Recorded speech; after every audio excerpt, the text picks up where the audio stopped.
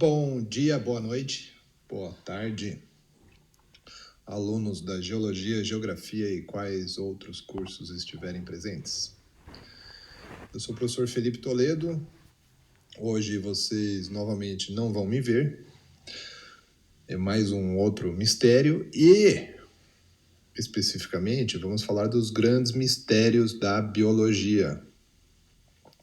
Vocês estão vendo aí 6 perguntas que nós vamos tentar responder. Somos todos ETs? Quem somos nós? Quem é você? Está tudo programado? Por que não existem dragões? E a pergunta fundamental, e daí, professor? Bom, esse professor só pode estar maluco. Somos todos ETs? O que ele quer dizer com isso? O que eu quero dizer com isso? Eu quero falar sobre a origem da vida. Vocês já pensaram sobre isso? Esse é um dos grandes mistérios da biologia.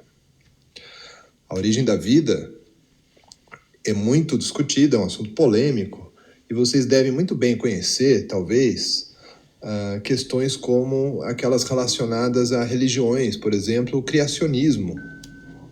O criacionismo é uma das vertentes que envolvem fé, e não é científico, e meu ponto aqui não é falar de religião, nós vamos usar isso como um exemplo de evolução, nós vamos usar o exemplo do criacionismo para falar sobre evolução, tá bom? Que é científico. O criacionismo envolve conceitos como fixismo, design inteligente. O fixismo é nada se transforma, tudo foi criado como é hoje, certo? Então o ser humano não evoluiu de um outro ancestral, ele foi criado como ele é hoje. O design inteligente quer dizer que tudo foi perfeitamente desenhado, projetado por um ser superior, inteligente, capaz de fazer coisas perfeitas. Nós vamos usar esses 2 princípios do criacionismo para falar sobre evolução, tá bom? E fiquem atentos que não é só no cristianismo que existe criacionismo. O criacionismo também é presente em hinduísmo, islamismo, judaísmo, mitologia chinesa, né? Outras religiões da Grécia Antiga. Então, não é central de uma única religião. No cristianismo, que vocês mais conhecem, tem aquela história da criação da Terra em 7 dias. Aí o que mais me interessa, e eu vou falar mais sobre os animais para vocês, depois vem os professores da botânica, os animais criados aí no 5º e 6º dia. Mas vamos falar, por exemplo, sobre o design inteligente. Design inteligente quer dizer o quê? Quer dizer que as coisas são criadas de forma perfeita. Eu vou mostrar para vocês um exemplo com o nervo laríngeo, que é um nervo que a gente tem que liga o cérebro na nossa laringe, tá? E ele dá uma volta muito grande, esse nervo vai até a aorta, passa por baixo da aorta e volta para a laringe. Vocês estão vendo aí uma figura no canto superior direito que mostra esse nervo aí em verde, e teria um caminho muito mais curto e direto se fosse ligado diretamente ao cérebro, não precisava dar essa volta gigante. Então a gente já vê que esse design não é tão inteligente assim. Eu vou passar agora para vocês um vídeo. Nesse vídeo vai ter um exemplo da mesma situação com uma girafa que tem um pescoço bem grande, e fica bem claro isso que eu quero dizer para vocês. We get used to the idea that evolution is so good at producing beautiful, elegant animals that look as though they've been designed. We forget that sometimes they're not perfect and there are imperfections. And the imperfections are very revealing because they're exactly the kind of imperfections you'd expect from the accidents of history if there were no designer. There's a nerve called the recurrent laryngeal, which runs from the brain, and its end organ is the larynx, and you think it would just go straight there. But in a human, what it does is goes down into the chest, loops around one of the main arteries in the chest, and then goes straight back up again. Obviously a ridiculous detour. No engineer would ever make a mistake like that. In our bodies, the laryngeal nerve takes a circuitous route, but what happens in an animal with a neck as long as this? It's one of the great evolutionary enigmas that Richard Dawkins is keen to resolve in The Flesh. Interestingly, it's never been dissected out, or only once before has it ever been dissected out in its full length, and that was in 1838. Don't cut it at this crucial moment. I'm too good an anatomist for that. You have to trust me now. What I'm actually holding here is the beginning of that nerve. It actually starts out not as a separate nerve, but as a branch coming off of a bigger nerve called the vagus nerve. And this is going to keep running all the way down the body. So you'll see it again over here, all the way down the neck on both sides. So you can see it again right there. Yes. And this is going to wrap around the great vessels coming out of the heart. So here it is wrapping around that, and then it continues right there. So here's the vagus going down, and here's the vagus continuing. Right. And right over here, there's a branch right there. So it's looping and it's coming back, doing a U-turn all the way down here. So it's traveled that entire distance to make a U-turn to go all the way back up again. And so now we can follow it going back up again. So we follow this branch, and if we look, we see it again over here. There it is, like that. And here you see it going up. This is the voice box, the larynx, and so you can see it going right into the back of the larynx here. And as it innervates this area, it controls the muscles that then control making sounds, but also coordinating breathing and swallowing in this area. So this is a very important nerve. Interestingly, where it ends is pretty close to where it started. It started here, coming out of the brain. It really only needed to go about 2 inches. Yes, amazing. But it went all the way down and came all the way back. Yes. That's a beautiful example of historical legacy as opposed to design. Exactly. This is not an intelligent design. An intelligent design would be to go from here to here. Yes. It does kind of beg the question, though, even in an animal that might have been many millions of years ago with its head down here, why the route round the blood vessels, unless there was a reason that they were there to innovate something else? Well, that was in earlier ancestors, then it was the most direct route in fish. So it's just inherited. It's a historical legacy. Fish really don't have much of a neck, so there isn't any extension to worry about in fish. It just goes directly there. Once you introduce a mammalian neck, you start to get a longer neck. Now the heart is displaced down lower. It turns out the laryngeal nerve first evolved in fish-like creatures as a direct link from the brain to gills near the heart. Over millions of generations, this nerve gradually lengthened, each small step always simpler than a major rewiring to a more direct route. Remember that a designer, an engineer, can go back to the drawing board, throw away the old design, start afresh with what looks more sensible. A designer has foresight. Evolution can't go back to the drawing board. Evolution has no foresight.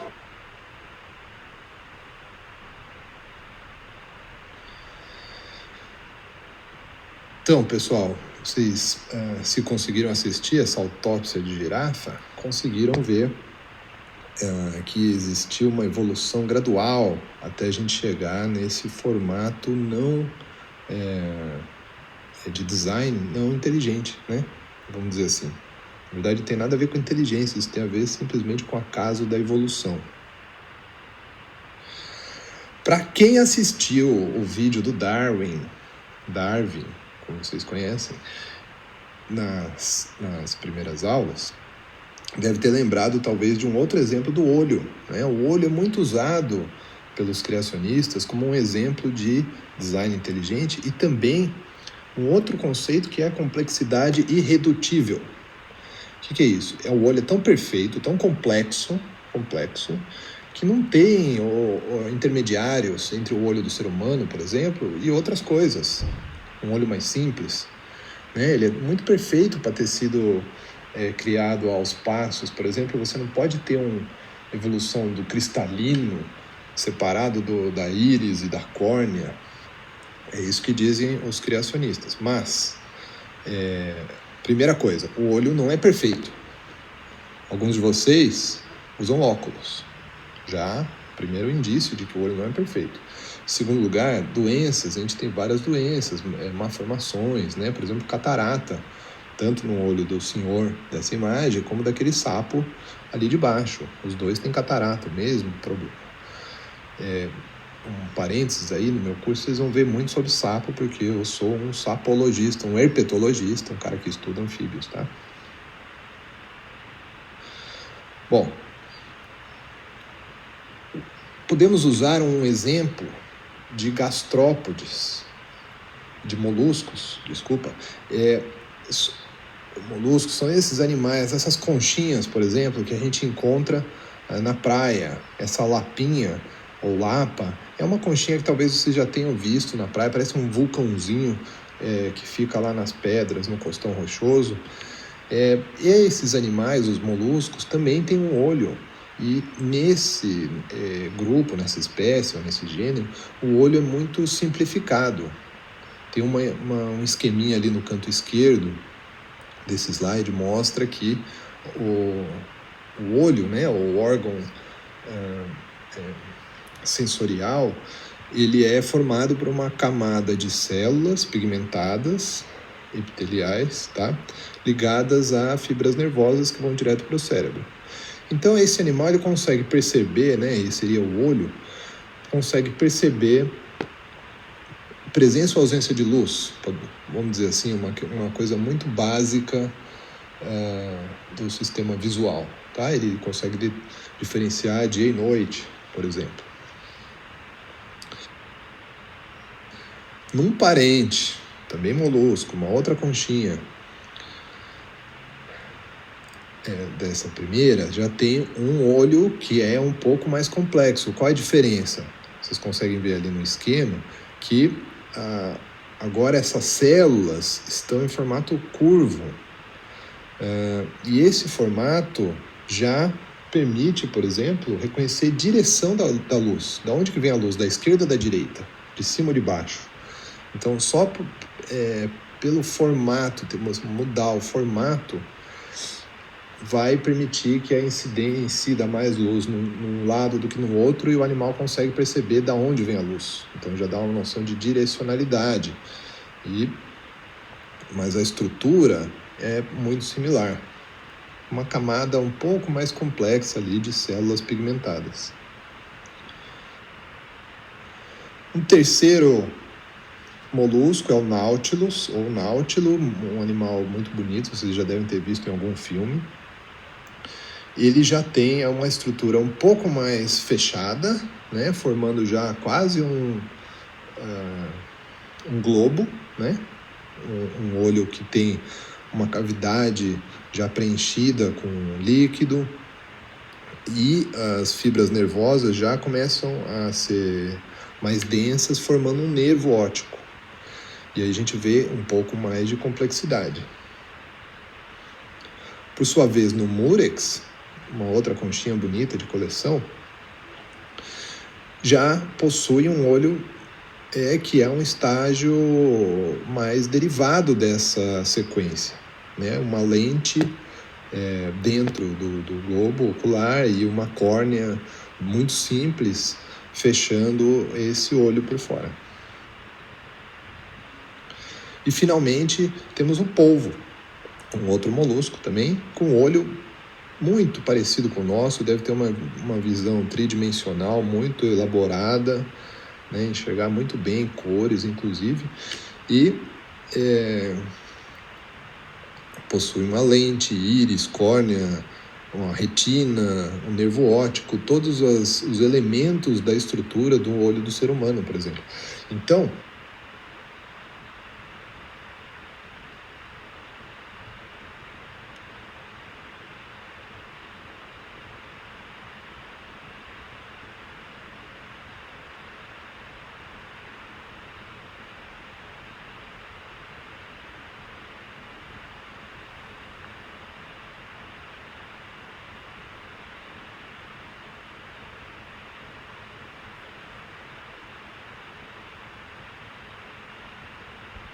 o que eu quis dizer com esse exemplo é que a gente consegue ver uma evolução gradual de estruturas complexas como o olho. Estou usando o olho só porque os criacionistas usam muito o olho para um exemplo de complexidade redutível, mas fato é que não é é um exemplo de complexidade irredutível, porque existiu, na verdade, uma evolução gradual entre uma estrutura muito simples até uma estrutura que a gente pode considerar complexa.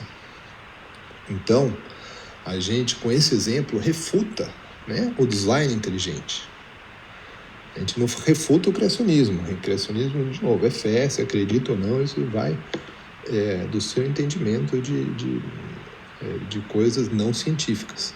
Mas, cientificamente, eu acabei de provar aqui para vocês que não existe design inteligente, pelo menos do olho. Você pode me dar qualquer outro exemplo que eu vou te passar as informações sobre a evolução de algum caractere fenotípico, por exemplo.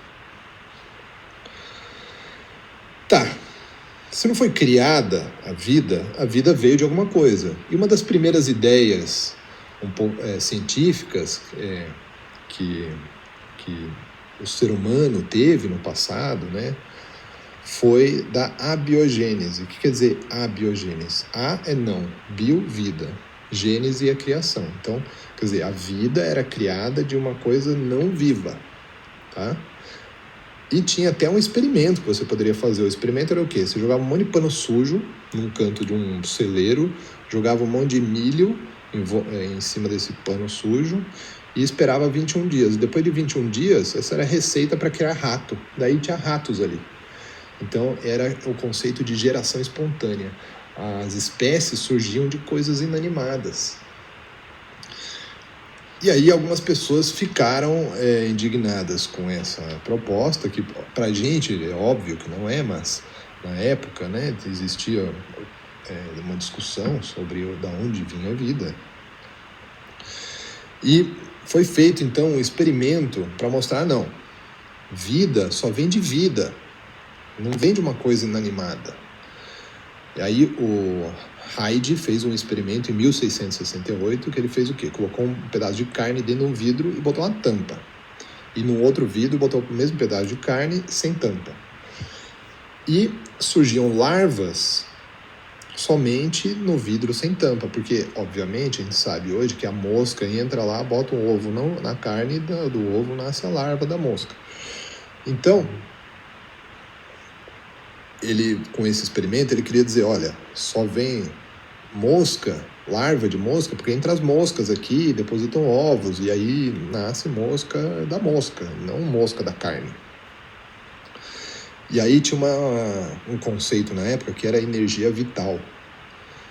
Cara, energia vital, o que é isso? É uma fonte da vida, fica no ar. É que nem o coronavírus, tá aí no ar, tá em algum lugar. E para a energia vital criar a vida, ela precisa ter um fluxo de ar entre o elemento inanimado e a energia vital. Então, o que Hyde fez? Colocou essa telinha, um terceiro frasco, com uma telinha em cima, e aí as moscas não conseguiam entrar, mas a energia vital, se é que ela existisse, poderia entrar por ali e criar vida lá dentro. Então isso aí foi como ele, na época, refutou um pouco essa ideia de geração espontânea. Tá? Então teve que ser feito um experimento. Veja que na ciência é sempre assim, a gente tem que fazer um experimento e provar com um método científico de que aquela ideia está errada, ou colaborar que ela está certa, né? Bom, até aí tudo bem, mas a história não tinha acabado aí. Por quê? Em 1600 e pouco, nos anos 1600, foi criado o microscópio, né? Criaram o microscópio e descobriu o quê? Descobriu que existia bactéria. Ninguém sabia que tinha bactéria antes disso. Imagina só. Ou seres microscópicos, não necessariamente bactérias, mas outros seres até muito maiores do que bactérias, mas que a gente não consegue enxergar a olho nu. E aí, de novo, voltou essa questão da abiogênese. Um outro pesquisador, Needham, em 1745, veja só, 100 anos depois da criação do microscópio, falou que não, a abiogênese é a resposta, a geração espontânea, a vida vem de uma coisa inanimada. Então, veja só esse exemplo com bactérias. eu pego um caldo nutritivo, esquento, um meio de cultura, esquento, esterilizo. E aí ele está estéril por um tempo, mas depois de umas, sei lá, um dia depois, vai estar cheio de bactérias ali dentro. Ou de outros micro-organismos que dá para ver no microscópio. Então, e não adianta você botar uma telinha em cima que vai acontecer a mesma coisa, porque agora os seres são microscópicos, vejam, eles passam pela tela, né? Uma telinha, se a gente fosse replicar aquele experimento do Hyde. Mas, um pouquinho depois, Spallanzani, que era um defensor da biogênese, que quer dizer que vida vem de vida e não da abiogênese, fez um outro experimento que era o seguinte: então eu ponho uma rolha no meio de cultura e não vai ter bactérias. E aí não resolveu, né? Porque assim, então põe uma telinha, e aparecer bactéria. E aí ficou assim, então é biogênese ou é abiogênese? Não sei, né? Não chegaram a uma conclusão. Que experimento você faria? Gostaria de pensar agora, parar o vídeo e pensar num experimento? Bom, só 100 anos depois é que essa história terminou, em 1859, com Louis Pasteur. Pasteur, de pasteurização, vocês conhecem esse termo de pasteurização? É um processo de esterilização do meio, né? Ele fez o quê? Replicou aquele experimento do passado, né, dos anos 1700 e pouco, só que num frasco agora que tem esse pescoço de cisne. Vejam que esse vidro tem um formato diferente, aí tem um bico, né, em formato de S. E esse vidro foi colocado no meio de cultura, aquecido, e quando ele esperou, ou mesmo um dia depois, não tinha nada lá dentro, continuava estéril. Por quê? O vidro era aberto na sua ponta, então permitiria a entrada da tal energia vital, mas dado o formato do vidro, as bactérias não conseguiam entrar no vidro, então o caldo continuava estéril. Então ele provou que as bactérias só entravam quando você quebrava o pescoço do cisne, lá quebrava o vidro, e as bactérias conseguiam entrar de cima para baixo. E aí sim você teria esse crescimento microbiano. Então, só em 1859, que a gente parou de falar em abiogênese e aceitou que a vida vem de vida. Ok, professor. E agora? Vida vem de vida. Você não está explicando da onde que vem a vida. A aula é sobre a origem da vida. Da onde que veio a vida? Aí, para isso, a gente vai ter que falar então de evolução química. Existe toda uma linha de pesquisa, que é a linha de pesquisa da evolução química. Então, o que tinha antes de ter vida? Existe a Terra com oceanos rasos e quentes, não necessariamente salgados como são hoje, talvez mais doces, de água doce. Alguns elementos químicos na atmosfera, e aí seria água, amônia, metano e gás hidrogênio, por exemplo, são os 4 elementos que a gente sabia que tinham. Tinham raios, vulcões em erupção, então você poderia ter aquecimento e eletricidade. Além disso, não tinha camada de ozônio, certo? Isso aí, a camada de ozônio só vai ter depois de plantas. E radiação, então, uma radiação ultravioleta muito intensa. Então, será que nessas condições da Terra e com esses elementos químicos dispersos, eles não poderiam se combinar e formar estruturas mais complexas, por exemplo, como aminoácidos? E depois os aminoácidos se combinando formariam proteínas, e depois as proteínas se combinando iam formar invólucros, membranas, que a gente vai chamar agora de coacervados, tá? É um aglomerado de moléculas formando, por exemplo, uma cápsula proteica, tá? Uma cápsula de proteínas, que pode ser talvez a primeira estrutura, o invólucro de um ser vivo unicelular. Pode ser a célula, certo? A parede celular, vamos pensar assim. Então, será que daí a gente não teria uma evolução desde elementos químicos até um ser vivo? Tá, como é que a gente faz esse experimento? É novamente replicar a natureza. Em um laboratório, você pode pegar aqueles elementos químicos que eu falei antes, só aqueles 4, água, hidrogênio, metano e amônia. E aí fazer o quê? Esquentar a água num balão, num vidro, num sistema fechado, injetar os outros gases, tá? Amônia, metano, hidrogênio. Fazer todo esse vapor passar por uma descarga elétrica, dar um choque nisso aí, como simulando os raios da época. Isso depois passa um gás, né? Que foi eletrocutado. E depois passa por um sistema de resfriamento somente para que o gás se transforme em líquido e aí vai pingar lá no caldo nutritivo, na base de caldo nutritivo. Olhando depois esse caldo nutritivo, foram observadas algumas estruturas, alguns aminoácidos, como por exemplo a glicina e a alamina, entre outros, que são os blocos constituintes das proteínas. Quer dizer o quê? A gente precisa de glicina e alamina, por exemplo, para fazer uma proteína. Tá? Então, foi publicado um artigo na Science, que está lá no site do nosso curso, se vocês quiserem baixar, pode até ver esse artigo, em 1959, é um experimento de Miller mostrando, então, por exemplo, a formação desses elementos e, inclusive, de coacervados, é aquela membrana, uma membrana que poderia abrigar o quê? A estrutura básica de um ser vivo. Mas,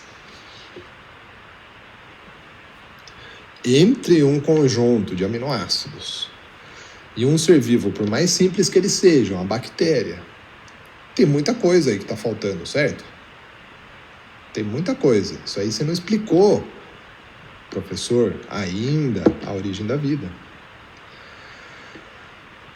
A gente precisa ter o quê? DNA, RNA lá dentro, precisa ter capacidade de replicação, de reprodução, né? Um ser vivo é muito mais do que a membrana.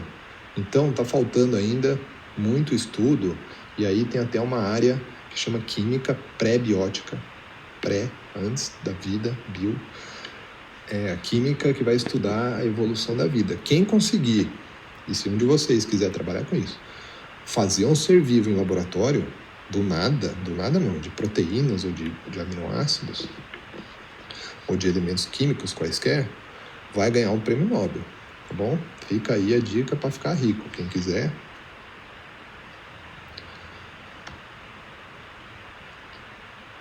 O que a gente sabe, então? O que a gente conhece é a evolução biológica. A evolução de um ser vivo simples para ser vivos mais complexos. Ou de um ser vivo primitivo para um ser vivo derivado. A gente consegue saber isso através dos princípios da evolução. Quais são? Seleção sexual, seleção natural, mutações e outras coisas que nós vamos falar ao longo do curso. E também vocês já viram um pouquinho lá no vídeo do Darwin. E também tem uma dica de quem gostou do Darwin, assista também a história de Alfred Wallace, que descobriu a mesma coisa, a teoria da evolução, ao mesmo tempo de que Darwin, mas com outras viagens e outros dados, né? Muito interessante a história dos dois, embora Wallace seja um pouco menos conhecido injustamente, tá? Porque ele também acabou descobrindo as mesmas coisas. O ano passado, ou em 2019, se você está vendo essa aula não em 2020, Foi descoberto, por exemplo, outros mecanismos de evolução muito interessantes. Por exemplo, a pressão de um predador pode fazer organismos que eram unicelulares.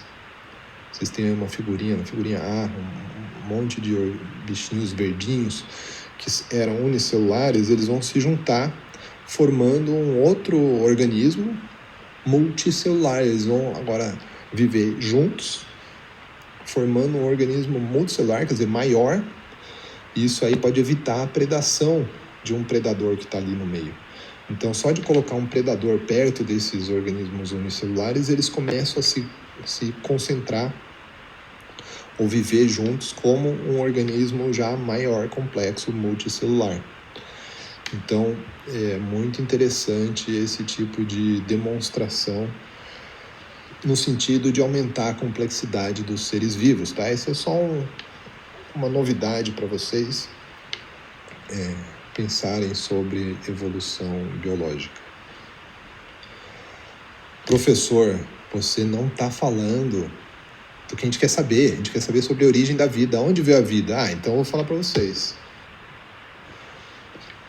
A vida veio de outro planeta. Então, é o que diz a exobiologia ou astrobiologia. Como assim? É a ideia, né, a hipótese da panspermia cósmica ou cosmogênese, tá? Como assim? Uma bactéria, eu estou falando muito da bactéria, hoje é o dia da bactéria. Uma bactéria veio num asteroide, se chocou com a Terra, e aí essa bactéria caiu no chão, e dali começou a viver e se multiplicar e se evoluir e dar origem a todos os seres vivos que estão na Terra hoje. É possível? É possível. Tem gente que estuda, tem uns pesquisadores que vão atrás de todos os meteoritos ou rochas que caem no solo. Desculpa se a terminologia geológica não está correta, né? Estou dando aula para geólogos, mas todas essas rochas caem no solo do nosso planeta. Eles vão lá correndo atrás desse material e vão analisar a microestrutura, procurando vestígios de seres vivos. Essa é uma grande busca, vocês sabem, já deve ter uns 8.000 filmes sobre vida fora da Terra. Por exemplo, num recente encontro, um pesquisador encontrou uma diatomácea fossilizada num meteoro. Essa diatomácea é um organismo que a gente tem aqui na Terra já, e ele achou muito estranho de ter encontrado isso fossilizado num meteoro. Seria evidência de que existem diatomáceas em outros lugares do universo? No final das contas, chegaram à conclusão de que não, foi uma contaminação terráquea. Como assim? Quando o meteoro caiu no chão, com alto impacto, força, temperatura e velocidade, instantaneamente fossilizou uma diatomácea que estava ali onde o meteoro bateu. Então, na verdade, é uma contaminação terráquea. Não foi dessa vez que a gente encontrou um extraterrestre chegando na Terra.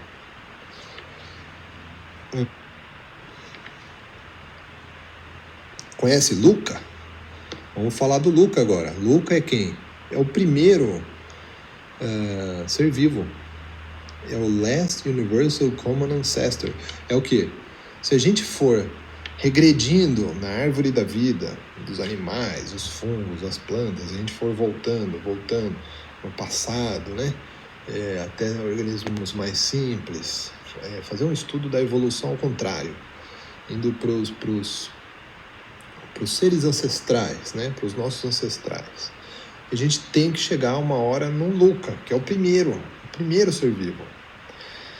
A gente consegue calcular a idade do Luca, quando que ele existiu, com base em análises moleculares.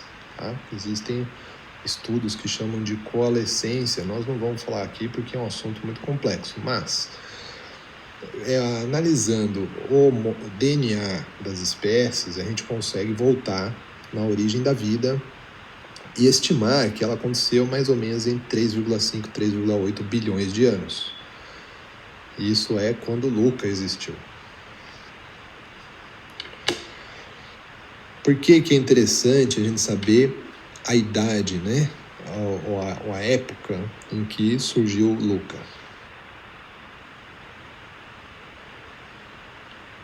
Porque nós precisamos saber quando que a vida surgiu, né? Para tentar entender da onde que veio a vida e como ela surgiu.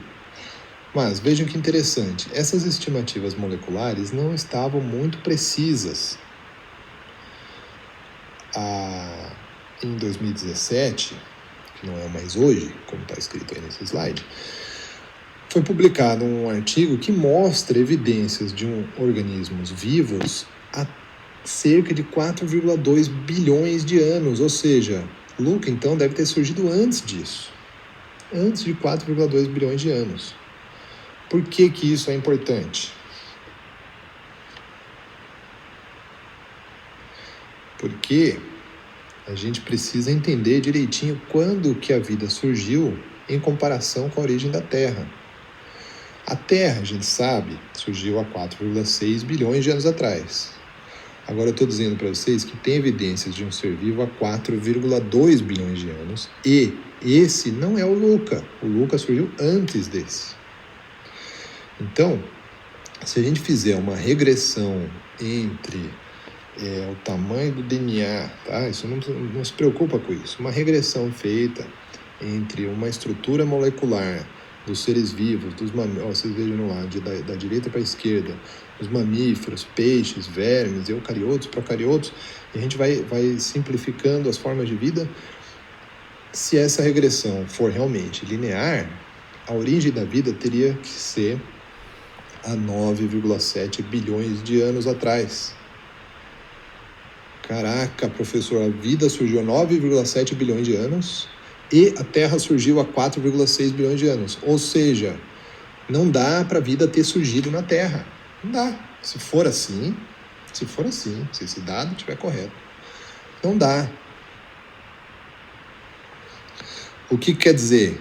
Que a vida surgiu em outro lugar do universo, em outro planeta, e seríamos todos ETs. Sim, por quê? Porque nosso ancestral pousou na Terra e nós derivamos desse ancestral e somos o que somos, uma espécie invasora e destruidora desse planeta. Então, somos sim ETs. Todos vocês já sabiam disso, só faltava alguém dizer para vocês. Então, criacionismo, não científico, não interessa. O que interessa é que a gente pode usar ele para falar sobre evolução. A biogênese foi refutada, né? Há pouco tempo, se você pensar bem, 1800 e pouco. Biogênese é a teoria aceita, que a vida vem de vida. E tem estudos sobre evolução química, evolução biológica, panspermia cósmica, mas nada disso explica a origem da vida. E não vou explicar para vocês hoje, porque essa aula é sobre os grandes mistérios da biologia. Esse é o número 1, na minha opinião. Tem mais mistérios. Vamos falar de outros mistérios agora.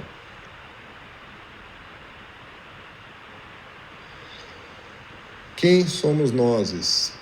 Essa é a próxima pergunta misteriosa. Na verdade, o que eu quero falar é: quantos seres vivos existem? Né? Quem são os seres vivos desse planeta? Antes de falar sobre isso, vou passar um vídeo para vocês. Alguns de vocês já viram esse vídeo, mas ajuda a gente a ter um pouco de noção da nossa pequenez, ou, na verdade, o que eu quero mostrar para vocês é da infinitude das coisas da vida.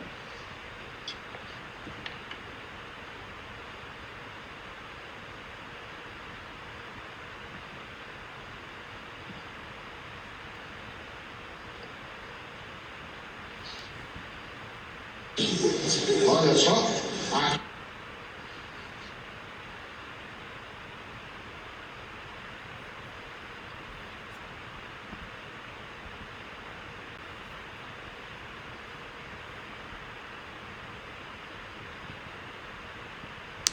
Já imaginou? Já conhece gente que vira e fala assim, sabe com quem que você está falando? Tem no banco, exatamente para poder... Deu um pauzinho aqui, mas vamos lá, pessoal. Olha só, há 15 bilhões de anos houve uma expansão aceleradíssima de matéria e energia. Essa matéria se concentrou naquilo que nós humanos chamamos de estrelas, e as estrelas se agruparam no que nós humanos chamamos de galáxias. Galá, que em grego é leite. A ciência calcula que no nosso universo haja por volta de 200 bilhões de galáxias. Não são 200 galáxias, são 200 bilhões de galáxias. Uma delas é a nossa, que fica aqui na porta de saída do universo, que é a Via Láctea, e que é leite em latim. Que não é uma galáxia assim tão grande, ela tem apenas 100 bilhões de estrelas. Uma dessas estrelas é a nossa. Quando eu era criança a gente chamava de estrela de quinta grandeza. Agora é chamada de estrela anã, que é o Sol. O que é o Sol? O Sol é uma estrelinha, entre outras 100 bilhões de estrelas, compõe uma única galáxia, entre outras 200 bilhões de galáxias, num dos universos possíveis e que vai desaparecer. Em volta dessa estrelinha giram massas planetárias sem luz própria, 9, para ser mais exato, talvez 8. A terceira delas, a partir do Sol, é a Terra. O que é a Terra? A Terra é um planetinha que gira em torno de uma estrelinha, que é uma, entre outras, 100 bilhões de estrelas, compondo uma única galáxia, entre outros 200 bilhões de galáxias, num dos universos possíveis e que vai desaparecer. Veja como nós somos importantes. Tem gente que acha que Deus fez tudo isso só para nós existirmos aqui. Esse é um Deus inteligente.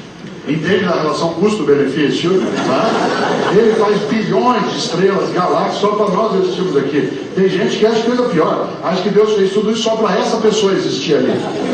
Com o dinheiro que ela carrega, com o sotaque que ela usa, com a religião que ela pratica, com o cargo que ela tem dentro do banco ou na universidade, com a cor da pele que ela tem. Já imaginou? A ciência sabe, nesse nosso planeta tem uma coisa chamada vida. É engraçado que tem gente que acha que só tem vida aqui, porque isso aqui é tão pequeno, né? A ciência calcula que no nosso planetinha haja por volta de 30 milhões de espécies, mas até agora só classificou 3 bilhões de espécies de vida diferentes. Uma delas é a nossa, Homo sapiens. A nossa espécie é uma espécie, entre outras 3 milhões de espécies já classificadas, que vive num planetinha que gira em torno de uma estrelinha, que é uma, entre outras 100 bilhões de estrelas, compondo uma única galáxia, entre outros 200 bilhões de galáxias, num dos universos possíveis e que vai desaparecer. Essa espécie, em 2007, que é quando nós estamos, tem 6 bilhões e 400 milhões de indivíduos. Um deles é você. Quem és tu? Tu és um indivíduo entre outros 6 bilhões e 400 milhões de indivíduos, compondo uma única espécie, entre outras 3 bilhões de espécies já classificadas, que vive num planetinha que gira em torno de uma estrelinha, que é uma entre outras 100 bilhões de estrelas, compondo uma única galáxia, entre outros 200 bilhões de galáxias, num dos universos possíveis e que vai desaparecer. O Romário não, o Romário está acima. Já pensou? Já imaginou 6 bilhões? Quem é você? Quem sou eu? Quem sou eu para achar que o único modo de fazer as coisas é como eu faço? Quem sou eu para achar que a única cor de pele adequada é a que eu tenho? Quem sou eu para achar que o único lugar bom para nascer foi onde eu nasci? Quem sou eu para achar que o único sotaque correto é o que eu uso? Então, quem sou eu para achar que a única religião certa é a que eu pratico? É maior do que vocês pensam. Sou eu. Quem és tu? Tu és o vice-treco do subtroço. Por isso que na minha vida, todas as vezes que alguém chegou para mim e falou assim, sabe com quem que você está falando? Eu falo assim, você tem tempo?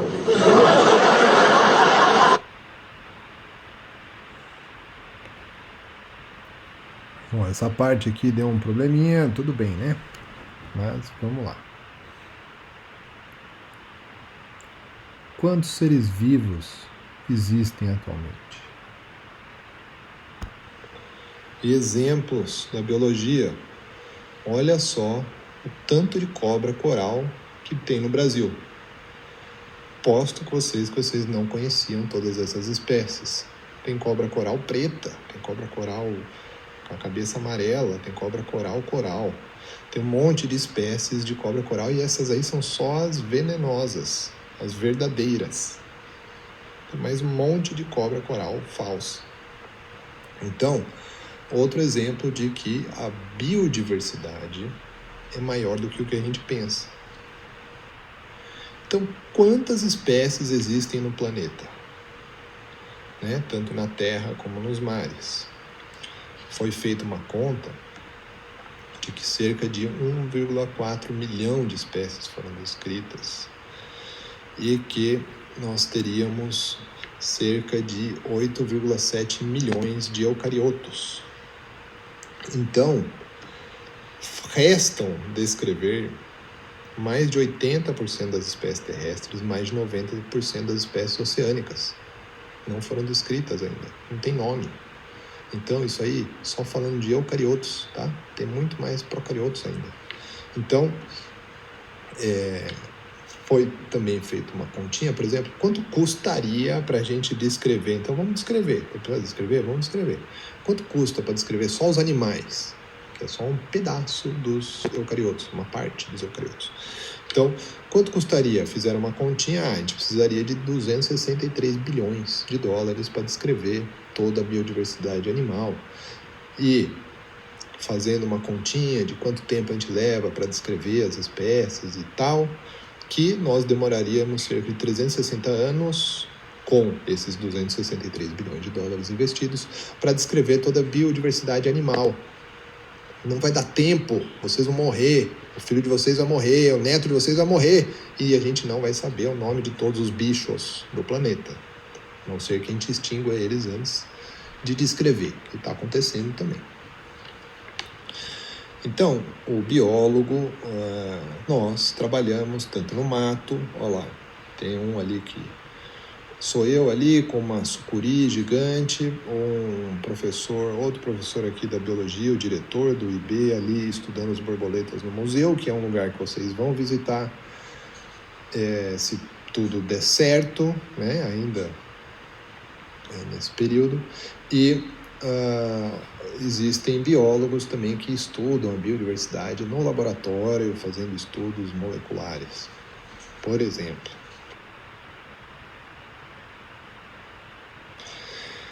Exemplos de espécies que eu descrevi mesmo com a ajuda de outros colegas, né? Bichos da Mata Atlântica, do Cerrado, da Amazônia, da Caatinga. Então, espécies de sapinhos muito simpáticos que foram descritas. O conhecimento da biodiversidade não é todo igual. Então, é lógico que a gente já descreveu quase todos os mamíferos e as aves, mas ainda faltam muitos besouros e aranhas para descrever. Então, alguns grupos a gente conhece muito e outros grupos a gente conhece pouco. Exemplo para vocês de bactérias, de procariotos. Tem um projeto que fala sobre a biodiversidade do seu belly button. O que é isso? É o seu umbigo. Você sabe quantas espécies tem no seu umbigo? Dá um chute aí. Você toma banho? Você lava o umbigo? Você passa álcool gel no umbigo? O que você faz com o seu umbigo? Você encosta seu umbigo no umbigo do outro? Quantas espécies de bactérias tem no seu umbigo agora? Agorinha. Foi feito um estudo e encontraram uma média de 67 tipos de bactérias diferentes por umbigo. Então, deve ter uns 67 tipos de bactérias diferentes no seu umbigo agora, na média. Tem gente que tem mais, tem gente que tem menos. E, nesse mesmo estudo, das 2.300 e tralalá espécies que encontraram, em 60 umbigos só, cerca de 50% eram espécies novas. Ou seja, tem espécie nova no seu umbigo, para descrever, que ninguém sabe, ninguém nunca viu antes. Uma bactéria bem malucona, tá aí. E, pasmem ainda, a maioria das bactérias são encontradas em umbigos exclusivos, ou seja, você pode ter uma bactéria que ninguém mais tem. ela é única, ela é sua cria, sua filha, uma bactéria no seu umbigo. Olha só, isso, gente, é só para vocês terem uma ideia da biodiversidade, de como ela é grande, como ela é complexa, e de que várias formas elas existem. Grupo A, então vamos falar um pouco mais de, não entendo muito de bactéria, vamos falar de bicho grande, mamíferos, vertebrados, peixes. Olha só essa pizza, um gráfico de pizza, mostrando a diversidade de vertebrados conhecidas atualmente. Atualmente, cerca de 65 mil espécies, tá? Esse número vai mudando todos os anos, todos os dias. Cerca de 65 mil espécies de vertebrados. E essa pizza, se fosse dividir em sabores, ela é metade o quê? Metade, meia alite, né? Meia atum, meia outra coisa, porque a metade é peixe. Então, metade da biodiversidade de vertebrados são os peixes. A outra metade são o que a gente chama de tetrápodes, são os vertebrados terrestres. Tá? Tem um monte de bicho, tem 65 mil vertebrados. Vocês não vão conseguir falar para mim uma centena, talvez. Então, existem muitas espécies de vertebrados hoje, mas isso é só uma fração do que já existiu. Cerca de 65 milhões de vertebrados já foram extintos, né? Assim, pensando, os dinossauros e outras espécies já foram extintos. Então, hoje, o que nós temos, a diversidade de vertebrados é uma fração do que já existiu. Então, a gente pode pensar na biodiversidade atual e na passada, na histórica. E olha só, os vertebrados é só uma fatiazinha agora dessa nova pizza de tudo. Então, tem muito mais besouro do que vertebrado, tem muito mais vespa, mosca do que vertebrados, espécies, né? E aí, fungos, plantas, outros organismos, isso aí sem falar dos micro-organismos, tá bom? Se a biodiversidade também não é conhecida, eu já falei para vocês, ela não é conhecida de maneira igual. Por exemplo, a gente sabe quase todas as espécies de mamíferos, mas não conhece nem metade das espécies de besouro. Ela é muito ampla. Ela não é igualmente distribuída entre os grupos taxonômicos. Quer dizer o quê? Por exemplo, aí, não tem 5% de cada grupo desses aí que vocês estão vendo nesse slide. Então, vertebrados tem 1%, besouros tem 22%. Então, a biodiversidade não é homogeneamente distribuída entre os grupos de organismos. E o que pode ser bastante interessante vocês terem em mente também é que a biodiversidade também não está homogeneamente distribuída na geografia, no planeta. Então, vejam aí, por exemplo, que essa diversidade de vertebrados ela é maior nos trópicos, na região tropical. Tem muito mais vertebrado na Mata Atlântica, na Amazônia, ali no sul, sudeste da Ásia, né, no meio da África, do que nas regiões temperadas ou subtropicais. Então, ela está distribuída de maneira desigual pelo planeta e entre os grupos também. Então, por exemplo, no caso de anfíbios, tem mais anfíbios na Mata Atlântica e nos Andes. Por outro lado, mamíferos, tem uma grande biodiversidade na Amazônia. Então, varia isso aí, é importante depois para a gente falar um pouquinho de biogeografia.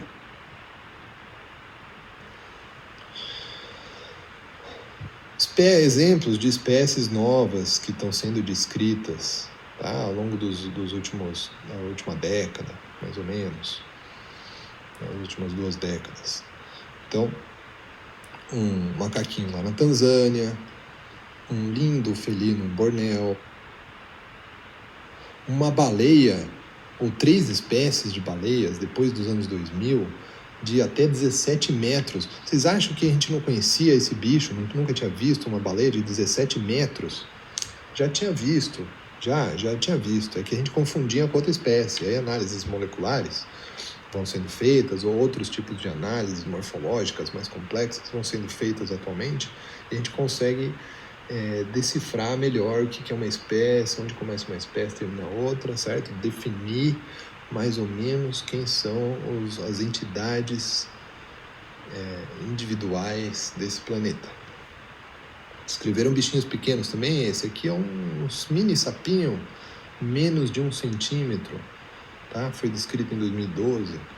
A gente tem também um outro mini sapinho aqui no Brasil, na Mata Atlântica. Olha só o tamanho do adulto. E aquilo é um vertebrado, hein, gente? Igual vocês, tem coração, pulmão, rim, fígado, cérebro, músculo, esqueleto. E um sapinho de 0,5 centímetro. Ou até menor. Como é que cabe? Imagina o tamanho do coraçãozinho.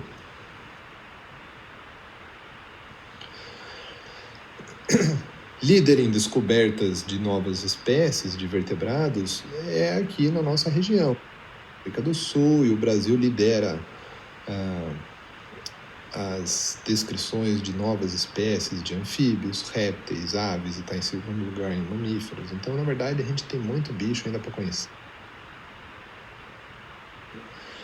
Olha só espécies, um porco-espinho novo lá do Nordeste, uma perereca que ganhou o nome de Ozzy, Dendropsophos ozzy, porque ela canta igual morcego, aí fizeram a associação do morcego com Ozzy.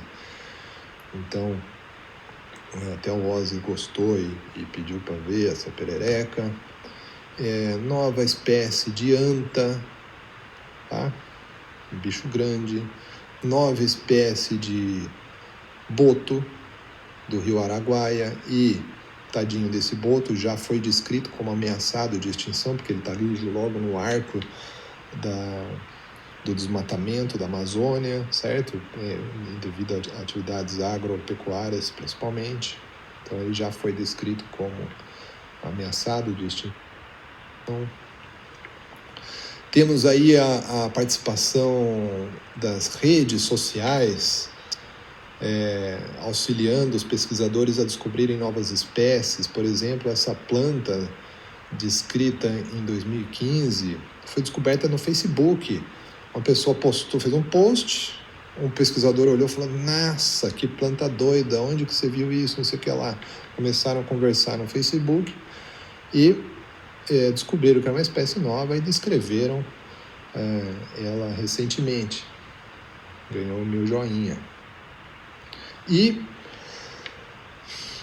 tem alguns bichos que desafiam o nosso conceito de espécie. Só um exemplo para vocês. O que vocês chamam de espécie? Vocês vão falar para mim, se eu fizesse essa pergunta.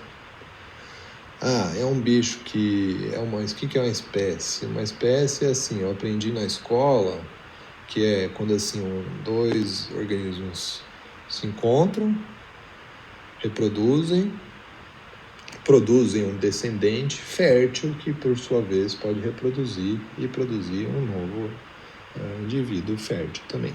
Esse é um dos conceitos de espécie, o que a gente chama de conceito biológico de Mayr. Tá, levando em consideração esse conceito, que é o mais difundido, mais conhecido pelas pessoas, vamos ver esse exemplo aqui dessas salamandras da Califórnia. Aquela salamandra, a primeira de baixo lá, roxinha, ela pode encontrar aquela marronzinha que está logo à sua esquerda e reproduzir e produzir descendentes férteis. Então deve ser uma mesma espécie. A marronzinha, por sua vez, pode reproduzir com a laranjinha, que está ali mais ou menos no centro-esquerda do mapa. A laranjinha pode reproduzir e produzir descendentes férteis com a verdinha. A verdinha pode produzir descendentes férteis com a azulzinha, que já está lá do outro lado da montanha. E a azulzinha pode reproduzir com a rosa, aquele bichinho ali mais preto e amarelo da figura. Tá, até aí, então eu ia falar, bom, então isso é tudo uma espécie. Mas a rosa não reproduz com a marrom. E agora? E elas se encontram ali do outro lado da montanha. Caraca, aí então não são espécies. Então quando que acaba uma espécie e começa a outra? Isso aí são espécies em anel. Eu não vou dar essa resposta para vocês, Só para confundir esse slide, é para confundir vocês. Falam, caraca, nem mais o que é espécie eu sei. Esse professor não está ensinando nada, só está me confundindo. Isso aí mesmo, é isso que eu quero. Próximo mistério da biologia. Quem é você? A essa altura, você já fala assim, sei lá, já não sei mais nada. Não sei nada. Quem sou eu? Isso que pergunta é essa, professor? Eu quero saber do seu corpo. Você conhece seu corpo? Leonardo da Vinci foi um cara genial, né? Entre todas as coisas que ele fez, estudou bastante anatomia do corpo humano. Tem até esse trabalho, essa figura famosa, né? Le proporzioni del corpo umano secondo Vitruvio. É um famoso, né, do estudo das proporções do corpo humano. Isso aí por volta de 1500. O que a gente sabe de lá para cá? Vamos ver novas descobertas sobre o corpo humano. Em 1940 foi descrito o plexo de Baston. O que é isso? Uma rede de veias que conecta vasos profundos da bacia e vasos torácicos.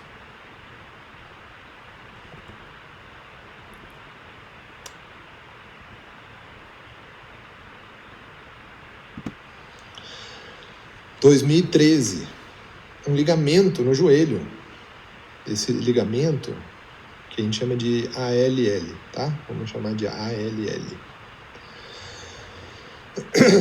É um ligamento anterolateral. Olha o tamanho do ligamento no joelho. É grande, dá para ver. Olha anatomicamente. A ALL tá ali. Cara, você abriu o seu joelho aí agora, você vai ver lá. Tá lá. Foi só descoberto em 2013. Não é possível que a gente deixou passar esse ligamento aí. Bom, é importante, porque agora a gente pode entender melhor os problemas de joelho, que tem muito, né? Especialmente esportistas, mas também quem não é, acaba tendo problemas de joelho. Então agora, entendendo melhor o corpo humano, a gente consegue tratar melhor as coisas. 2013, uma nova camada da córnea.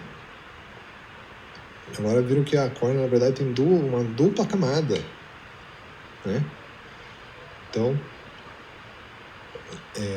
fica atrás da córnea, desculpa, né? É uma camada atrás da córnea, é a camada dua.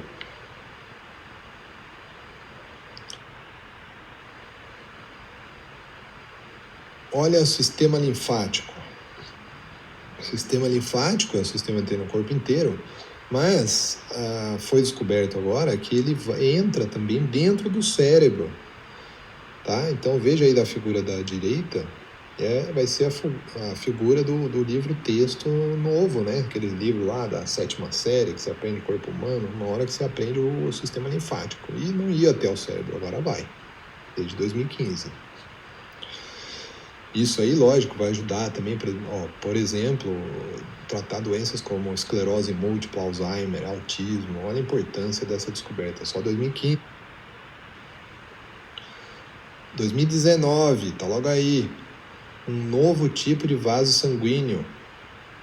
Tem uns furinhos no osso, ali na figura da esquerda, inferior, que é por onde penetram esses vasos sanguíneos dentro dos ossos. Das pernas do ser humano. Então, cara, estamos descobrindo coisa até ontem. A gente está ainda explorando pedaços do corpo humano que a gente não estudava direito, não conhecia, ou não tinha resolução tecnológica para explorar.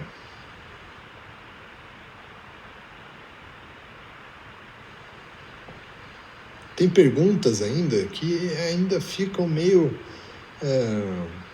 misteriosas. Por exemplo, vocês sabem que o cachorro tem um osso no pênis, que a gente chama de báculo, ou os pênis, é o nome do osso. Vamos chamar de báculo. O báculo é o osso que tem no pênis do cachorro. Mas não é só cachorro que tem esse ossinho. Os outros primatas, parentes nossos, orangotango, gorila, bonobo, chimpanzé, também tem esse osso. E só o ser humano não tem. Então por que o ser humano não tem esse osso no pênis? Por que a gente não tem o báculo? E os outros têm? Então por que os outros têm? Vocês já pensaram nessa pergunta? Existe uma explicação, mas eu vou deixar em aberto aí para vocês refletirem sobre isso. Quem quiser saber mais, eu posso explicar depois. E o cérebro? Caraca, o cérebro é complexo. Esse aí vai ser, acho que, a última parte para a gente desvendar tudo.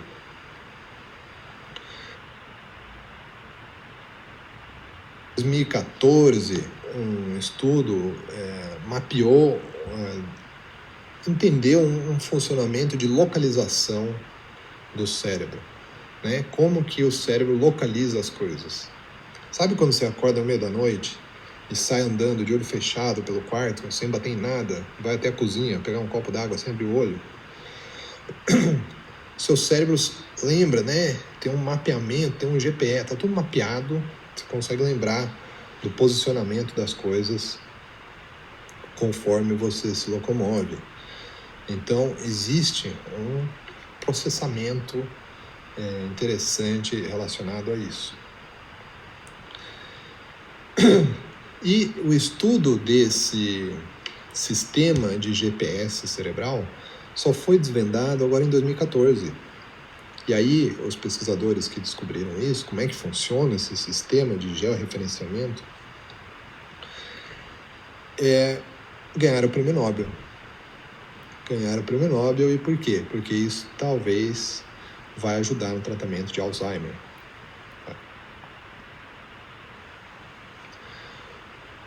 Por que a gente fica vermelho? Isso aí, quando você está com vergonha. Já pensaram nisso? Porque se a gente está com vergonha, você quer sumir. Você não quer chamar atenção, ficar vermelho, piscando, chamando atenção. Olha como eu estou vermelho, todo mundo rindo da sua cara e aumentando o seu rubor. Não, você queria sumir. Então parece contra-intuitivo a gente ficar vermelho. Por que a gente fica vermelho, né, quando tu tem vergonha? Existem estudos também sobre isso, mas ainda inconclusivos. Então, exemplos de mistérios do seu corpo. Tem outras perguntas, tipo, por que nós somos os únicos macacos nus? Quer dizer, os outros macacos são todos peludinhos e a gente não, é pelado. Por que a gente sonha? Por que a gente contrai câncer e os elefantes e os ratos topeira pelados, que é esse ratinho da foto aí, não? O que eles têm que a gente não tem? O que a gente tem que eles não têm? Tudo mistério para dizer que a gente ainda conhece muito pouco sobre o funcionamento e anatomia do corpo humano, tá? Então, não se preocupe, não é só você, eu também não, nenhum cientista, ninguém na humanidade entende por completo o ser humano ou a si próprio, tá bom?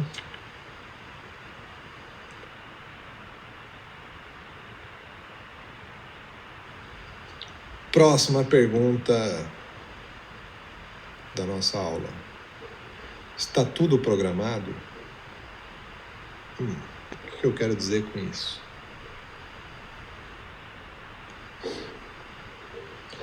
Quero falar sobre evolução. De novo aqui vocês vão ver um sapinho reproduzindo.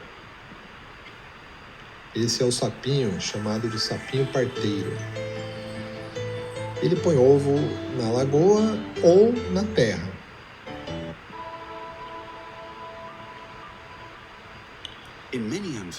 Tá ali o sapinho, ele vocaliza, e ali são os ovos deles colocados na água. E do ovo nasce um girininho que vai metamorfosear e virar um sapinho novamente e reproduzir, etc. Então, foi feito um experimento com casais desse sapinho. Vocês estão vendo aí um macho e uma fêmea, eles colocando os ovos, a fêmea colocando os ovos e o macho depositando o esperma dele, né, em cima dos ovos, fertilizando, e aí a fêmea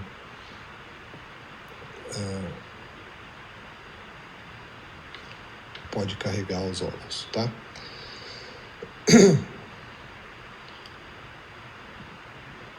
Para a lagoa ou para a terra. Foi feito um experimento e os filhotes que nasceram dentro da água vão botar os ovos dos seus filhotes, por sua vez, na água também. E os filhotes que nasceram na terra vão botar os ovos na terra também. Ou seja, um comportamento que foi desenvolvido pelo seu pai, pelos seus pais, vai ser transmitido aos seus descendentes. Vocês acham que isso é possível? Uma coisa que vocês fazem hoje vai ser transmitido para os seus filhos? O que isso tem a ver com o espermatozoide, certo? Se você vai na academia ou não vai? Você acha que se você fizer musculação, o seu filho vai nascer mais forte? Ou não tem nada a ver isso? Isso aí parece muito uma ideia que a gente chamava de lamarquismo. Lamarquismo, vocês devem lembrar do colégio, era o quê? O pescoço da girafa.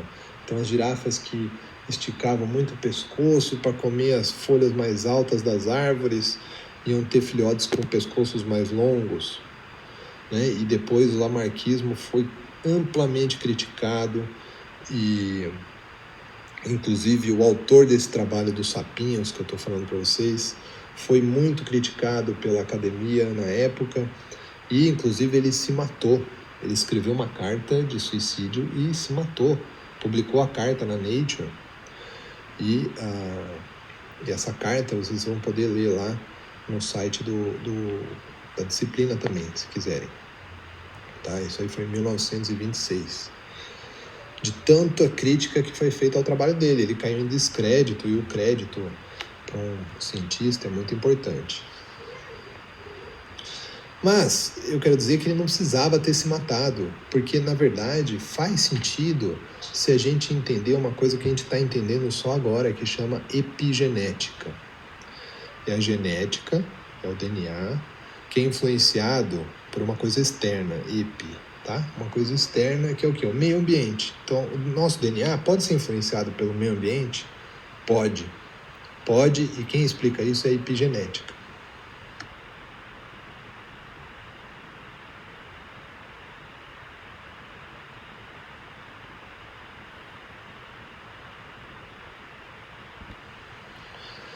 Assistam esse vídeo que vai falar um pouquinho sobre epigenética. D'autres facteurs sont actuellement étudiés dans le cadre d'une nouvelle discipline scientifique, l'épigénétique. Epigenetics is the link between L'épigénétique est le lien entre l'inné et l'acquis, entre gènes et environnement. Nous vivons actuellement une période passionnante parce que nous venons de réaliser pour la première fois que nos modes de vie et notre environnement peuvent modifier l'expression de nos gènes. Chaque cellule de notre corps contient des chromosomes formés d'une double hélice d'ADN. Toutes renferment le même ADN et donc des gènes en tout point identiques. Mais les gènes ne sont pas tous actifs au même moment. Des substances chimiques peuvent les désactiver ou atténuer leurs effets. Ce sont ces composants épigénétiques qui contrôlent l'expression de nos gènes. Le lien entre séquences d'ADN et composants épigénétiques est comparable au rapport entre une partition et un chef d'orchestre. L'ADN ou les gènes sont comme des instructions écrites, un peu comme une partition.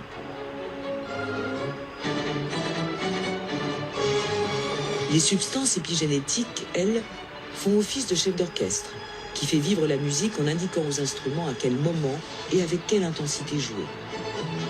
Tout comme des chefs d'orchestre capables de produire des harmonies différentes avec des partitions identiques, des composants épigénétiques différents vont pouvoir moduler l'aspect et l'expression d'une même séquence d'ADN.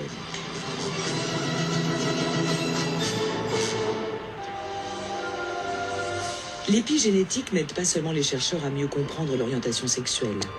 Elle éclaire aussi le débat sur l'impact des gènes et de l'environnement et pourrait nous aider à comprendre comment l'action combinée entre ces deux facteurs fait de nous ce que nous sommes.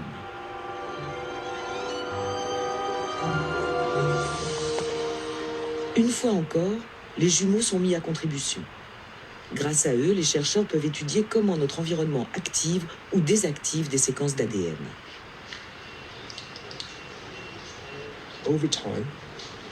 Avec le temps, et en réaction à des événements vécus et à l'environnement, le profil épigénétique de chacun de nous varie.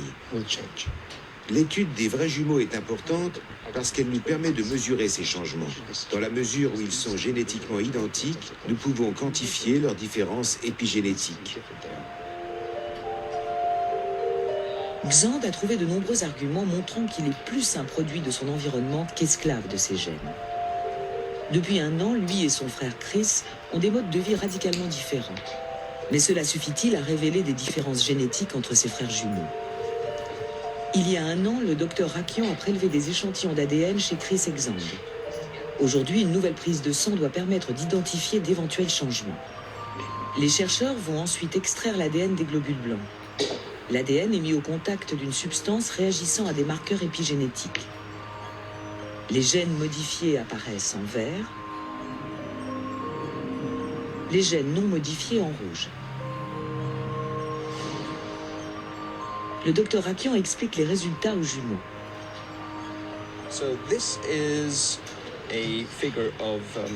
Voici une représentation de tous les chromosomes du génome humain.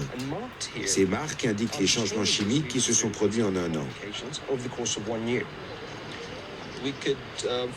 Je vous propose de nous concentrer sur un seul chromosome. Le chromosome 4, par exemple. Les changements chez vous, Xand, apparaissent en rouge, et ceux observés chez Chris en bleu.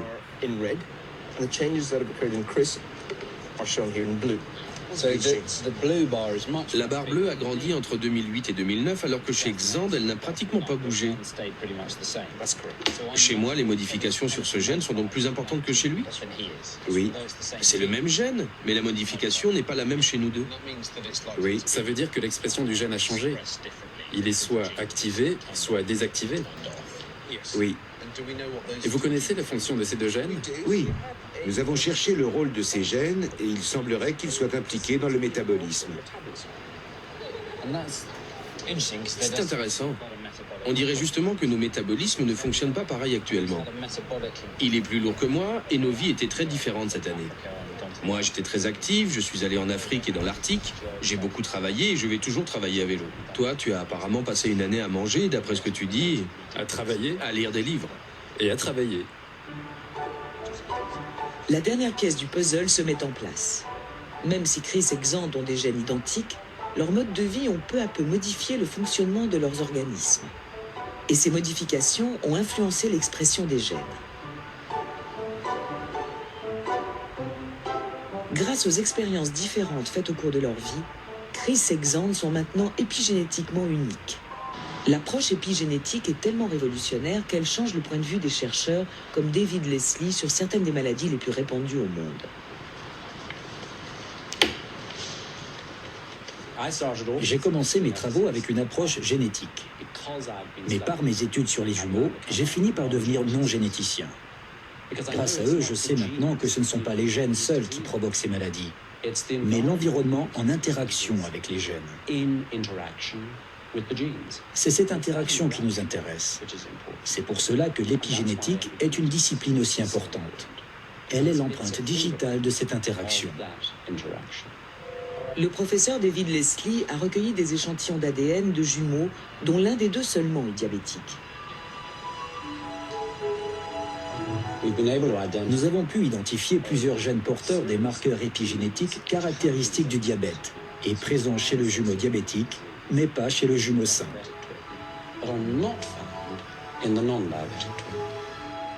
Grâce à ces marqueurs épigénétiques, le diabète pourrait être dépisté et soigné plus tôt. Nous travaillons sur plusieurs programmes de vaccination qui nous ont permis d'atténuer les signes cliniques de la maladie. Nous pourrions avoir de meilleurs résultats encore en traitant ces patients avant l'apparition des signes cliniques.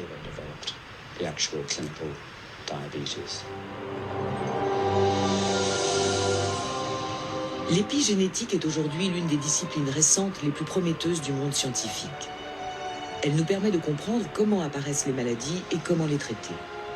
Grâce aux jumeaux, nous comprenons de mieux en mieux ce qui fait la spécificité de chacun de nous. Grâce aux études sur les jumeaux, nous savons que notre développement est déterminé en grande partie avant même notre naissance et que nos gènes ne s'activent pas tout seuls, mais sont sous le contrôle de l'épigénome.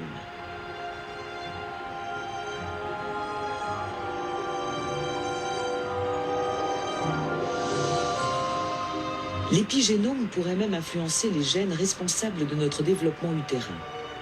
L'expression des gènes codant pour la différenciation des cellules nerveuses, osseuses ou dermiques peut générer des écarts parfois surprenants. Ainsi, sous l'action des composants épigénétiques, même des jumeaux homozygotes peuvent être programmés pour des destins différents avant leur naissance.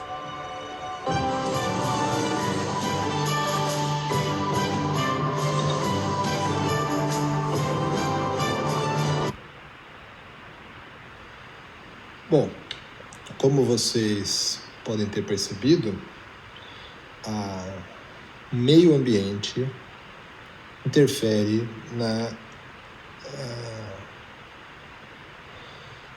no processamento do DNA, como que ele vai operar. Então, ligando e desligando a ativação de alguns genes, tá?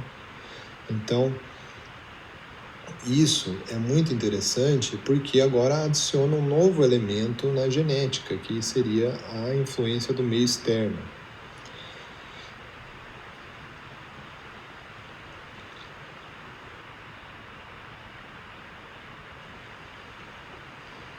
Existe experimentos até de como que dois irmãos gêmeos mudaram o seu DNA, um sendo astronauta e tendo viajado no espaço, ficando um ano na base espacial, e o outro tendo ficado na Terra. É muito interessante, vejam esse link aí, talvez, para saber um pouco mais sobre um exemplo moderno sobre a epigenética.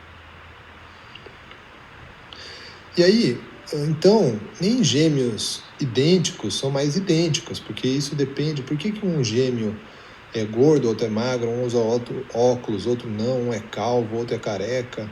Eles não são mais idênticos, né? O que eles fizeram durante a vida muda, interfere no seu DNA. O DNA é o mesmo, a sequência de DNA é a mesma, mas aquela sequência A, T, C, G, A, T, C, G é a mesma, mas quais genes estão ativos e inativos, isso vai variar com o que eles fizeram durante a vida. Então, se você for um cara sedentário, que não faz nada, só bebe, vai pra balada, o seu cérebro e o seu DNA vão se ajustando ao seu estilo de vida. Agora, se você tem aquele outro estilo de vida um pouco mais saudável, vai na academia, vai dormir cedo, tem 8 horas de sono, não sei o que lá, estuda bastante, você vai ter outro tipo de ativação molecular. E agora, isso pode ser transmitido para os seus filhos. Então, o que vocês fazem hoje modifica como que funciona as suas cadeias de DNA, que proteínas que elas vão produzir ou não, né? Quais genes estão ativos e quais inativos. E isso será transmitido para os seus filhos.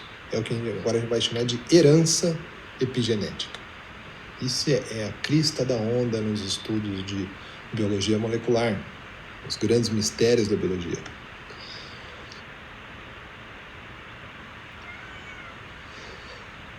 Dito isso, eu vou passar para vocês um vídeo que vai explicar bem o que é a herança epigenética. O cheiro doce de frutas normalmente não faz com que ratos saiam correndo. Mas quando pesquisadores juntaram o odor frutado e amendoado da cetofenona com um poderoso choque elétrico, Ratos de laboratório rapidamente passaram a temê-lo. Com o passar do tempo, neurônios extras surgiram em seus narizes e na parte do cérebro responsável pelo processamento de cheiros, deixando-os super sensíveis ao cheiro. Esse resultado não é chocante, mas o que é realmente curioso é que os filhotes desses ratos e os filhos depois desses também se assustavam com o cheiro de acetofenona e tinham os mesmos neurônios extras, mesmo sem nunca terem conhecido seus pais ou o cheiro. Mas como eles poderiam ter herdado algo que seus pais aprenderam? A genética básica nos ensina que somente o DNA é passado para os descendentes. Características como memória, cicatriz ou músculos não são transmitidas, já que a sua aquisição não altera o código genético. Mas acontece que instigar medo nos ratos acabou desencadeando mudanças genéticas, não na sequência do DNA, mas em vez disso, na forma como esse código foi lido e usado no corpo dos ratos. Dentro de cada célula, uma máquina biológica constantemente transforma o DNA nas proteínas necessárias para o funcionamento de vários processos vitais.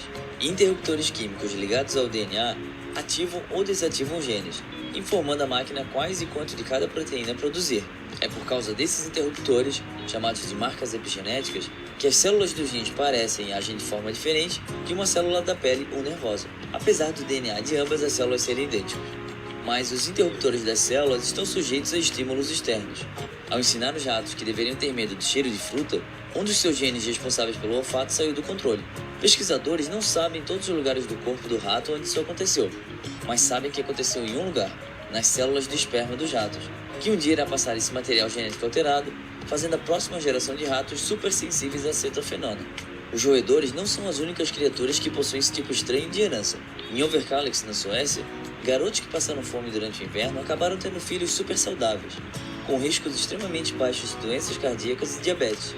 E seus netos tiveram a mesma saúde excelente, chegando a viver incríveis 32 anos a mais, em média, do que os netos de garotos que não passaram fome. Só para deixar claro, isso não significa que devemos deixar nossos filhos passar fome em prol das gerações futuras. Os cientistas não fazem ideia ainda de quais genes foram afetados pela fome. Embora sejamos capazes de relacionar alterações epigenéticas com melhorias de saúde nos ratos, estamos muito distantes ainda de poder fazer o mesmo com os seres humanos. Isso pode parecer algo ruim, mas o principal motivo é porque não vivemos em um ambiente controlado, que é o laboratório. Ainda bem.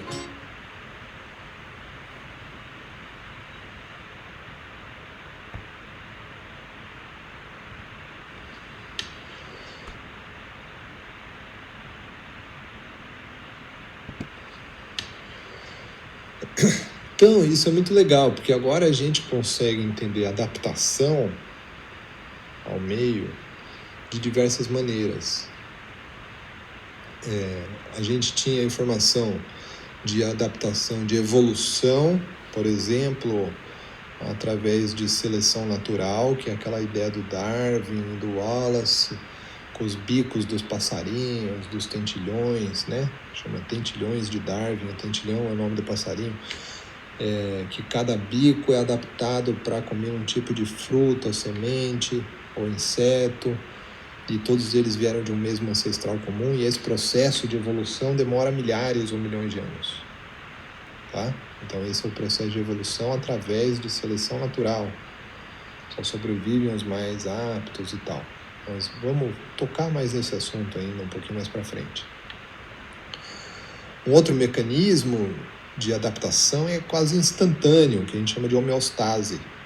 Por exemplo, se eu ligar ar-condicionado no talo na sala de aula, você estava lá fora no calor e entra na sala, imediatamente os pelos do seu braço vão eriçar, né? Você vai começar a tremer, vai começar a bater os dentes, que são respostas imediatas, ou que levam segundos ou minutos, às vezes horas, para se adaptar melhor ao meio que você está vivendo. Então, a homeostase, a gente entende isso, diversos mecanismos morfofisiológicos para regulação homeostática. Existe a neuroplasticidade, que ela demora de dias a meses ou anos. Por exemplo, por que um cara que lê muito continua lendo muito, e você se faz toca um instrumento, você fica com aquela que a gente fala de memória muscular, mas na verdade é uma memória neurológica, né, de como tocar um instrumento. Então uma coisa que você faz muito, você fica muito bom naquilo e quer fazer aquilo de novo.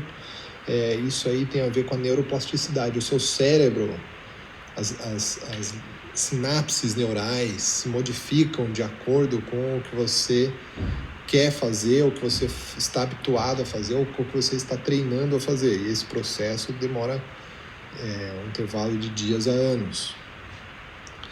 E agora, com a epigenética, a herança epigenética, que a gente estava falando agora há pouco, essa adaptação leva de décadas a gerações, certo? Então, você transmite sua memória molecular para o seu filho, para o seu descendente. Isso é muito interessante. Então, agora a gente consegue ver a adaptação em todas as escalas de tempo. Frase importante para vocês, então. Nós não só herdamos a nossa biologia, mas também nós impactamos a nossa biologia com nossas atitudes diárias. Pense nisso. Pense nisso um pouquinho. Pense. Dá um pause e volta daqui a pouco, porque agora nós vamos falar sobre outro assunto. Por que não existem dragões? Eu queria ter um dragão de estimação. Eu queria ser o senhor dos dragões. Mãe dos dragões. Por que não tem? Bichinho tão simpático. Por que esse lagartinho que existe à direita não é como ele poderia ser ali à esquerda? O que falta? Um par de asas, né? Por quê? Por que não existem dragões? Vamos falar sobre a evolução dos animais vertebrados da água para a terra. A gente sabe que existiu uma transição entre peixes e anfíbios, né? Entre intermediários, organismos que viviam na transição, né? Entre vertebrados aquáticos e vertebrados terrestres. Nós derivamos de um grupo de peixes. Nós e os anfíbios. Os primeiros anfíbios eram bem diferentes do que vocês estão pensando, o sapo, o rã e perereca, eram bem diferentes. Olha aí como eram os primeiros anfíbios. Algumas formas. Tem um que parecia jacaré, tem um que tinha essa cabeça com umas projeções muito loucas, ou essa placa nas costas, também de função questionável. Olha o tamanho dos anfíbios, né? Alguns muito grandes, outros pequenos, do mesmo tamanho dos anfíbios atuais. E esses anfíbios deram origem a todos os outros vertebrados terrestres, né? Tudo que vocês conhecem hoje como os anfíbios modernos, mas as zebras, o flamingo, o tigre, o tuatara, que é um réptil que não é um lagarto, embora pareça, o pavão, os dinossauros, tá? Todos os vertebrados terrestres vieram de um ancestral anfíbio. E, por sua vez, os anfíbios vieram de um ancestral peixe. Mas que grupo de peixe? Um grupo de peixes pulmonados. Esse grupo de peixes é um grupo de peixes, como esses aqui, com 2 pares de membros. 2 membros anteriores e 2 membros posteriores. Então, se a gente deriva de um ser, de um peixe, com 4 membros, nós, os derivados, os anfíbios derivados, vão ter 4 membros também, certo? Porque normalmente as coisas modificam a forma, mas não o número de estruturas, né? Lógico, pode variar o número de estruturas também, mas é mais comum a manutenção do número de estruturas e especialmente estruturas aí tão conspícuas quanto os membros. Por outro lado, existe uma interpretação também questionável de que as quimeras, um outro grupo de peixes, cartilaginosos agora, não ossos, um outro grupo de peixes que potencialmente teriam um vestígio de um terceiro par de membros. Ou seja, eles não teriam apenas as nadadeiras anteriores e posteriores, eles teriam um terceiro par de membros.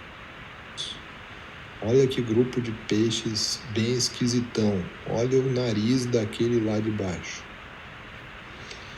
Olha a boca desse daí. Isso que vocês estão vendo são quimeras, várias espécies. Aqui, essa é a quimera elefante, porque ela tem essa tromba. E abaixo, à direita ali, é um ovo de quimera. Veja aí nesse livro, nesse artigo, desculpa, é um artigo da Nature, dizendo que as quimeras teriam ali um vestígio de um terceiro par de membros, que nas quimeras é utilizado para fertilização interna, tá? Eles usam como órgão copulatório, mas existe realmente uma indicação de que seria, na verdade, um terceiro par de membros. Então, todos os vertebrados terrestres derivaram a partir de um vertebrado de 2 pares de membros, um peixe pulmonado, ancestral. Mas, dando origem a bichos tetrápodas, né? 4 patas, tetrapodas, 4 patas. Então, todos eles, tanto os anfíbios, répteis, aves e mamíferos, e vocês, têm 4 membros. Mas, se todos os vertebrados terrestres tivessem sido derivados de um peixe ancestral com 3 pares de nadadeiras ou de membros, todos os seus descendentes bem teriam 3 pares de membros, e aí sim seriam hexápodas, 6 membros. E aí só assim nós teríamos os dragões, porque na minha cabeça dragão tem 6 membros, certo? 2 pernas, 2 braços e 2 asas. Aí teríamos não só dragões, teríamos unicórnios e outras figuras muito interessantes.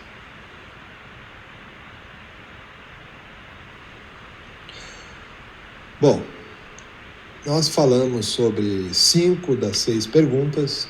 Somos todos ETs? Eu acho que sim. Quem somos nós? Um monte. Quem é você? Não sei.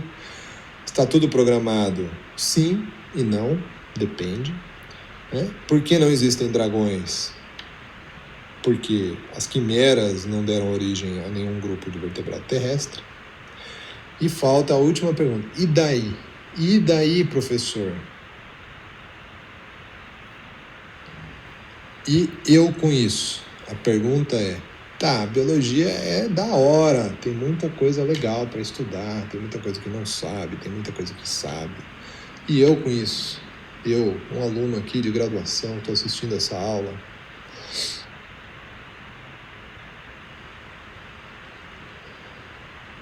Bom, vocês vão ter várias passagens nos cursos de geociências que são importantes.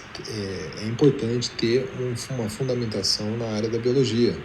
Por exemplo, a história do planeta Terra é inexoravelmente acoplada à história da vida. Não tem como separar. A história da geologia é fortemente relacionada com a história da biologia evolutiva.